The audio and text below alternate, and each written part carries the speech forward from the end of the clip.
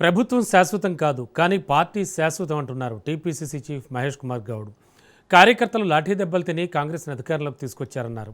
కృష్ణా జలాల్లో మన వాటాను వినియోగించుకుని పాలమూరు ప్రాంతాన్ని సస్యశ్యామలం చేస్తామన్నారు.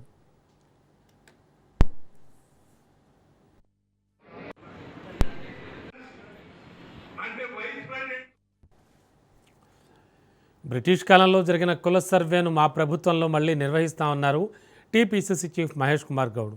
కేంద్రం నుండి ఆదేశాలు లేకపోయినా పార్టీ నిర్ణయంతో మున్సిపల్ ఎన్నికల్లో 52% బీసీలకు కేటాయించామన్నారు. కేంద్రంలో విభజన హామీలు ఇచ్చినటువంటి హామీలు ఇంతవరకు నెరవేరలేదు. పాలమూరు రంగారెడ్డికి జాతీయ హోదా ఇస్తే తక్షణమే ప్రాజెక్టు కంప్లీట్ చేసుకునే అవకాశం ఉంది. తద్వారా మహబూబ్ నగర్ని అభివృద్ధి చేసుకునే అవకాశం ఉంది. కానీ బీజేపీ ఉరుకు పరుగు లేదు.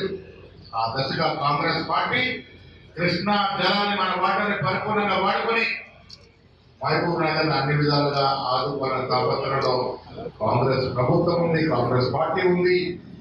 మన ముఖ్యమంత్రి మీ జిల్లా వాసి రేవంత్ రెడ్డి గారి ఉద్దేశం ఉందనే మాట కూడా ఈ సందర్భంగా మనం చేస్తా ఉన్నాం. 2023కు ముందు 10 ఏళ్ళు టీఆర్ఎస్ పాలనలో మీరంతా కష్టపడితేనే, మీరంతా లాఠీలు తింటేనే, మీరు జైల్లోకి వెళ్తేనే, మీరు రోడ్ల మీద బటాయిస్తేనే ఇవాళ ప్రభుత్వం వచ్చింది, కాంగ్రెస్ ముఖ్యమంత్రి అయ్యాడు.